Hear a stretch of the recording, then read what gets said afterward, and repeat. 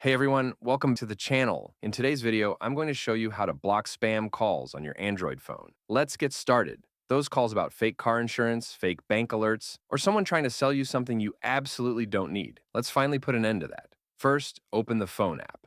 That's the app you normally use to dial numbers. Now, tap on the keypad tab so you can see the dial screen. In the top right corner, you'll see three vertical dots. That's the options menu. Go ahead and tap it, then select Settings. Now, depending on your Android version or phone brand, things might look slightly different, but most phones have similar options. What you need to look for is Caller ID and Spam Protection. Go ahead and tap on that. Here, you'll see a toggle that says something like Use Caller ID to identify spam and scam calls. Make sure this switch is turned on. This allows your phone to automatically detect calls that are known to be spam. Just below that, you'll see another option, Block Spam and Scam Calls. Tap it and choose your preferred setting. I recommend selecting Block All Spam and Scam Calls, so those calls never even reach you. Now go back once and look for another option called Blocked Numbers. Here, you'll get two more useful options. You can block specific numbers manually if there are certain people or telemarketers constantly bothering you. And you can also enable block calls from unknown or private numbers. This means if someone hides their caller ID, your phone will reject it automatically.